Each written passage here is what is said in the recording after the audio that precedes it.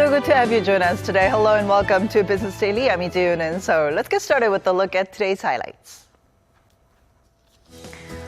Korea's GDP in the third quarter expands at the fastest pace in 7 years on the back of renewed investment in construction and a return to growth for exports.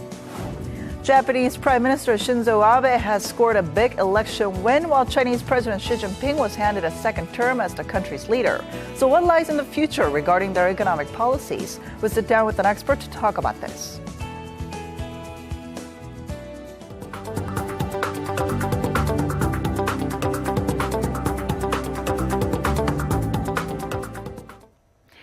A positive report card for the Korean economy. The country's third quarter GDP expanded 1.4% on quarter, a rate of growth that hasn't been witnessed since the turn of the decade. Our Lee Eun-shin starts us off. South Korea's economy has posted its fastest growth in 7 years.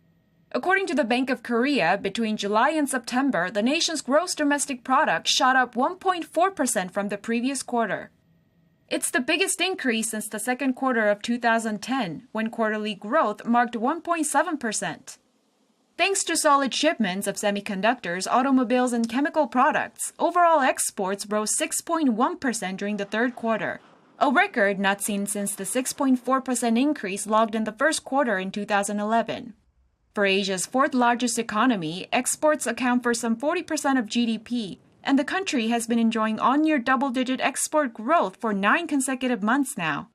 Along with high global demand for Korean products, the government expanded its spending by 2.3% from the last quarter, and construction investment advanced as well by some 1.5%. As local sales for non-durable goods like medical services and electricity edged up, private consumption growth also ticked up by 0.7%. Yoon-shin, Business Daily. A triple crown for Korean chipmaker SK hynix with its third quarter report card showing an all-time high in sales, net profit, and operating profit. The company says sales came in at $7.2 billion, while net profit was seen at $2.7 billion. The company's operating profit was tallied at $3.3 billion, a fourfold increase from its previous record high, which came in the previous quarter. SK hynix attributed the record figures to a 17% surge in DRAM memory exports and a 6% on-quarter rise in average unit prices.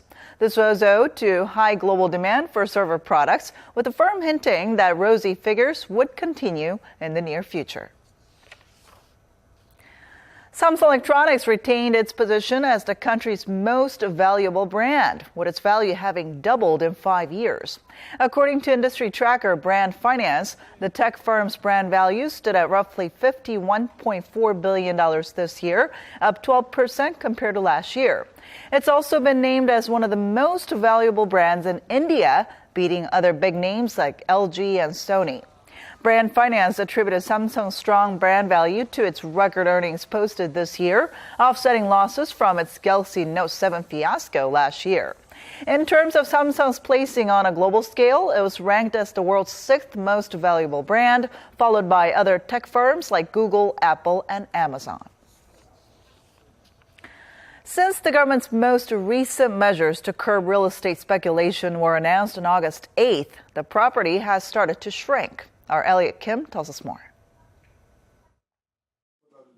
This real estate broker's office's main business is redeveloped apartments in the Gangnam area of Seoul.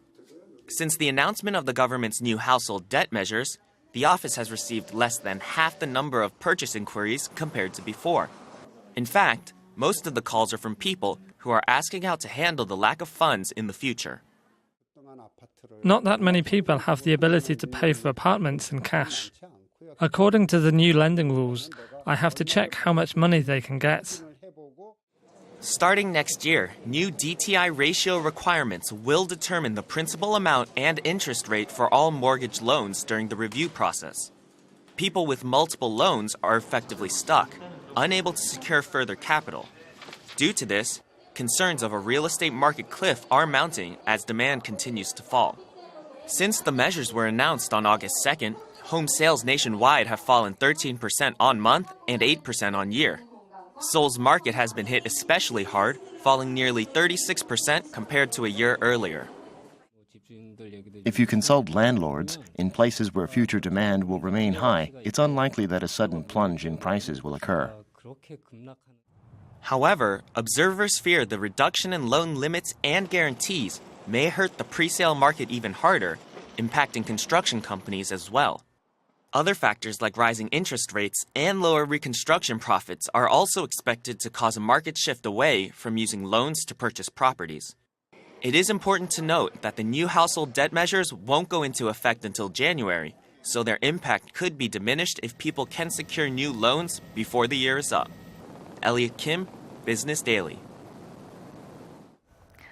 Let's now get a check on how the markets fared here in Seoul on this Thursday. The Kospi turned to wrap up in negative territory, weighed down by heavy selling from retail investors.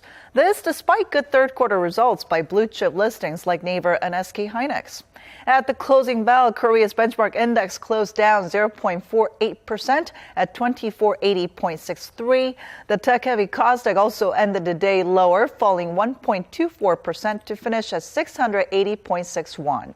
On the foreign exchange counter, the Korean won strengthened to 1124.61 to the U.S. dollar. The bearish sentiment is being seen as a carryover from losses in Wall Street on Wednesday. Investor sentiment was bogged down by underperforming corporate earnings and a divided Republican Party that could derail U.S. President Donald Trump's tax reform plans. Korea has expressed its intent to bid for a nuclear reactor project in Saudi Arabia. On Thursday, Trade Minister Baek Un-gyu met with Saudi Arabia's Minister of Economy and Planning to discuss cooperative measures on the program.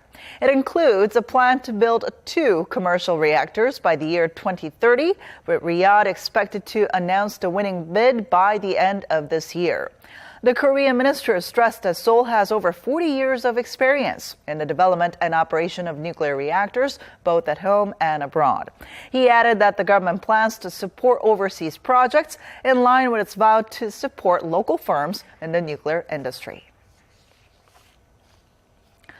The World Korean Business Convention kicked off today in Changwon. Now, the 3-day event can help entrepreneurs broaden their business connections as well as to offer better platforms for up-and-comers. Our Lee Jung-hyun takes us to the scene.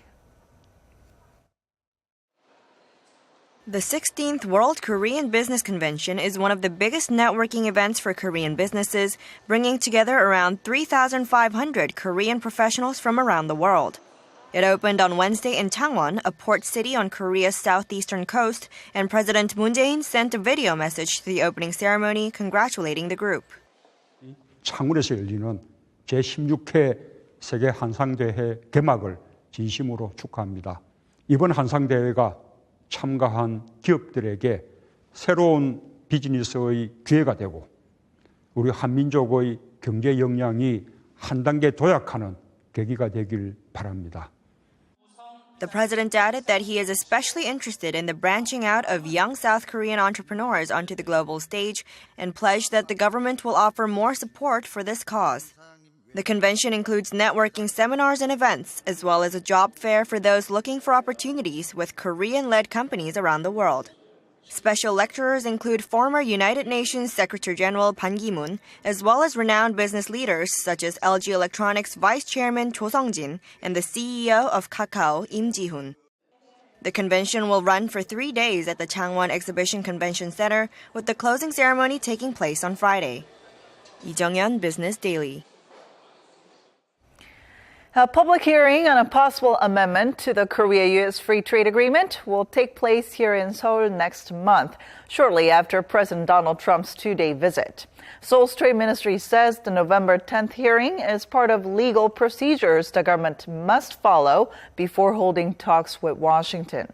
Officials say it will be an opportunity to gather opinions from both the public and experts in related fields, which will then be considered in the government's plan. Both Korea and the U.S. agreed earlier this month to begin the process of amending the 5-year-old pact following a request by the Trump administration. With Chinese President Xi Jinping's government turning over a new leaf, there's cautious optimism that relations between Beijing and Seoul will see better days ahead.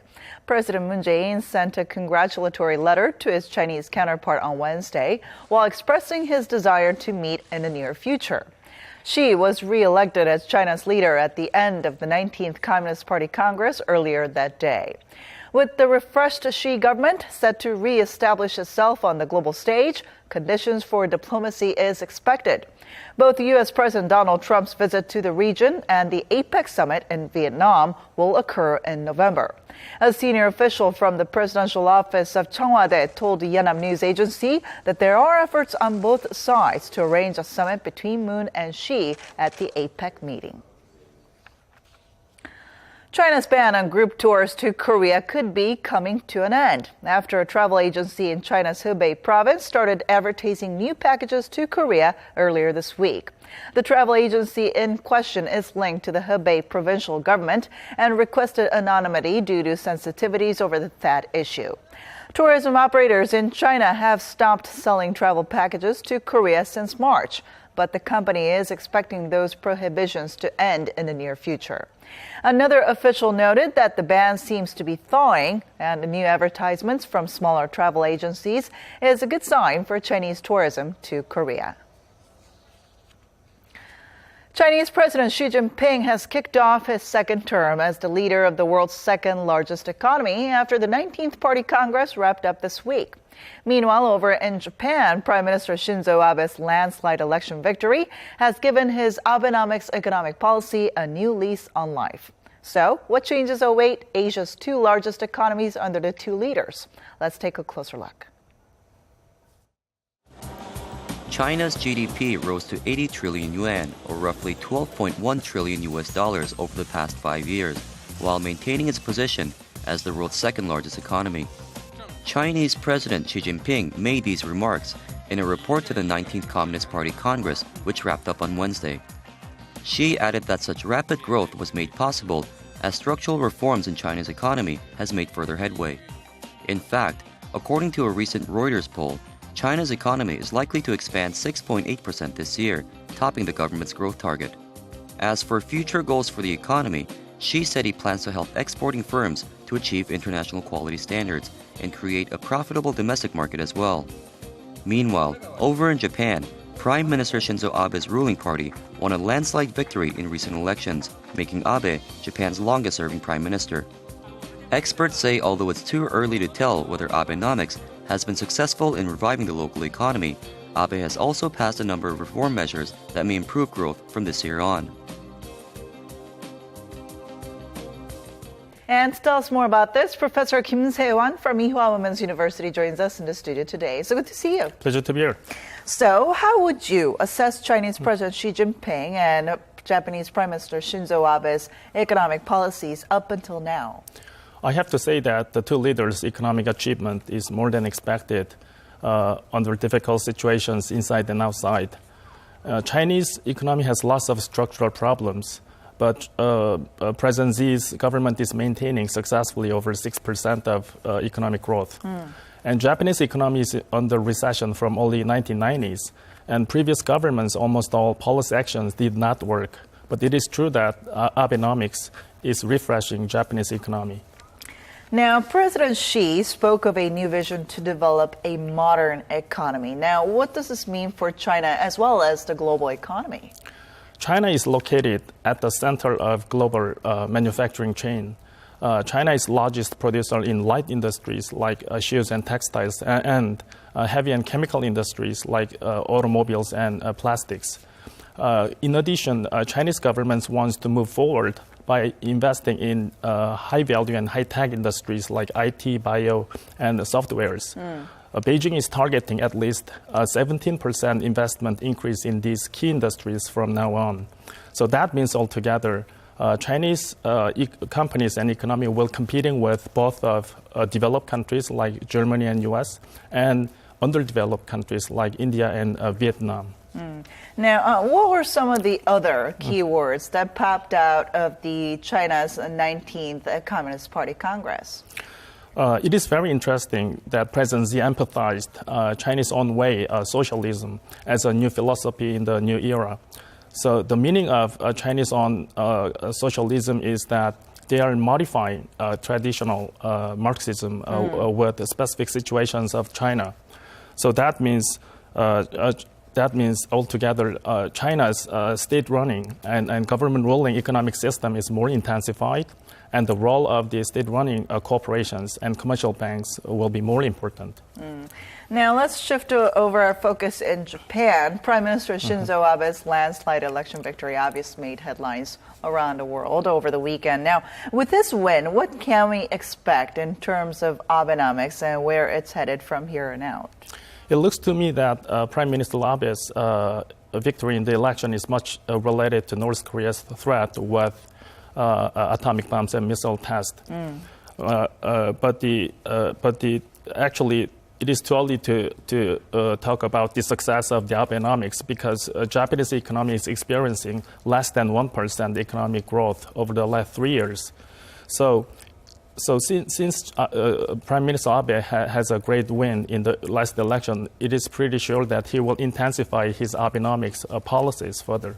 But then there are questions as to how long this Abenomics will last, especially when global central banks around the world are shifting toward tightening their monetary policies. Right.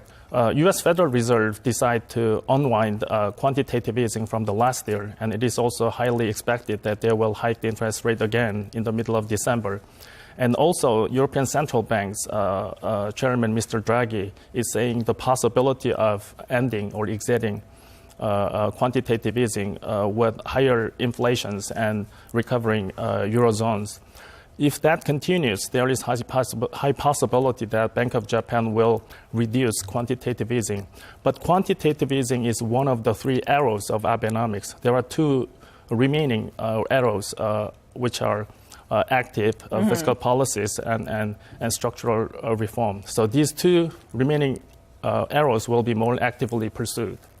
So while we keep our eyes on China and Japan, they're obviously two of our closest neighbors. So at this point, we're wondering, what can Korea do to, prepare for potential changes stemming from these two economies? Western media is saying that Korea is now surrounded by two strong leaders from Japan and China together. The meaning of strong here means that they are excessively pursuing national interest. So we will be facing more aggressive their military actions and more protective economic policies from these two countries. But these two countries are our two largest trading partners. So we have to review and renew and redesign our economic and political relations with these two countries. Redesigning and renewing at the same time. Right. All right. Thank you so much for coming in today. Thank you very much.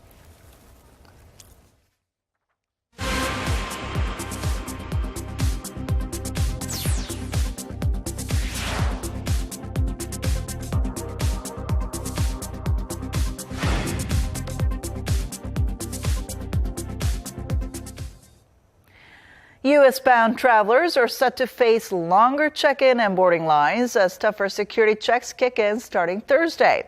U.S. authorities say the new measures are intended to scrutinize electronics being brought on board commercial flights to crack down on hidden explosives. Here's our Kim Mo-gyun with more details.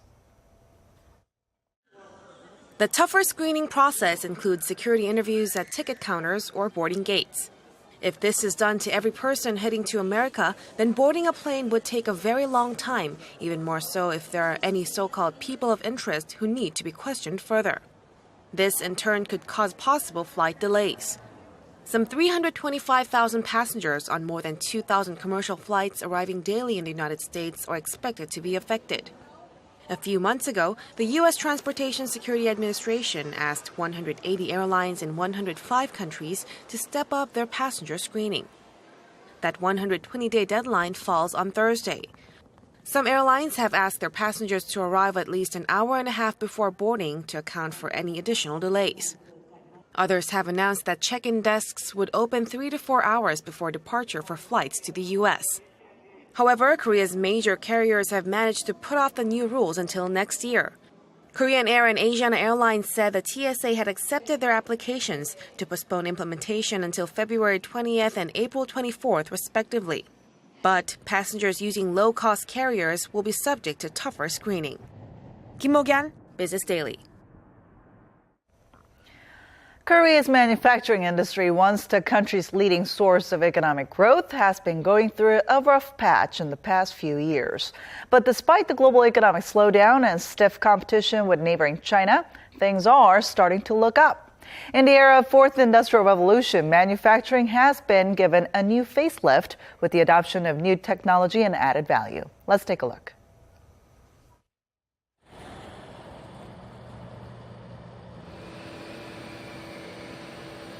This manufacturer produces assembly panels for construction use with 4 continuous process machines in a floor space of over 6,000 square meters.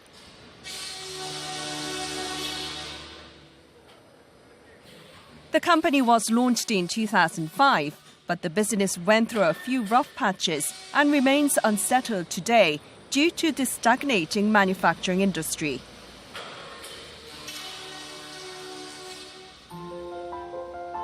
The industry has slowed down since the global recession and due to fierce competition from China. But now its importance is being highlighted again with the emergence of the Fourth Industrial Revolution. The foundation of manufacturing are casting, molding and heat treatment, crucial in making products for the Fourth Industrial Revolution. To achieve a more precise and effective manufacturing process, this company has implemented cutting-edge technology to automate their factory. We have installed an automated system to lower the hazard to workers. To overcome difficulties, we are also making efforts to develop new technology and diversify our products.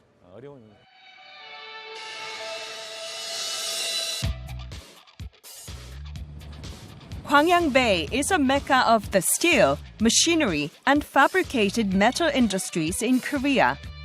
Centering around a port, 4 cities, including Gwangyang, Yeosu, Suncheon, and Hadong, lie in the adjacent areas.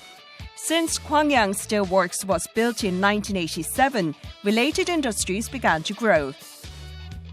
A free economic zone was established to boost the manufacturing industry, and Gwangyang Bay was developed to enable smooth imports and exports. This free economic zone has seen large industrial developments thanks to solid foundations like the Yeosu Petrochemical Complex, POSCO, and Gwangyang Steelworks, as well as transportation infrastructure like Gwangyang Port, a KTX connection, and a nearby airport.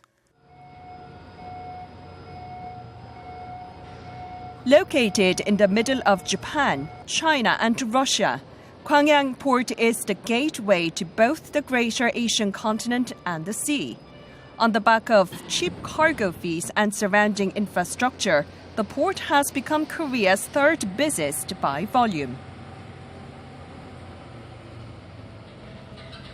Ships from 29 countries around the world are entering this container pier. Hundreds of container vessels from all over Asia, Russia, the Middle East, Europe, and the Americas are transporting cargo and containers throughout the day. This manufacturer mainly exports their products to the Middle East and Southeast Asia.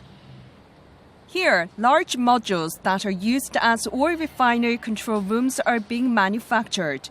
It weighs a whopping 90 tons, and transportation costs are an issue due to its massive volume. This is why the company decided to move into the Gwangyang Bay Free Economic Zone.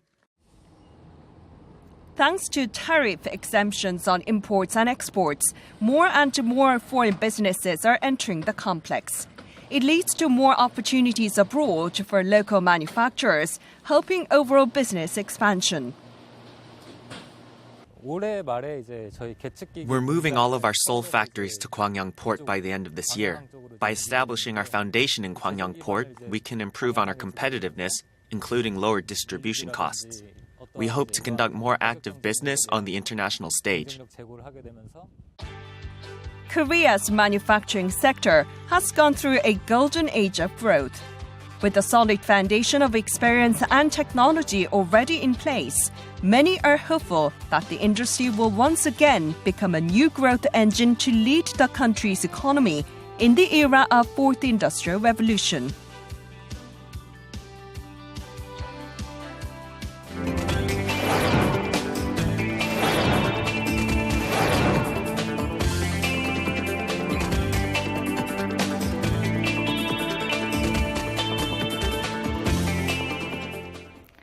And that wraps it up for this Thursday. Thank you so much for watching. We'll be back tomorrow with more business news that matters to you. Until then, goodbye.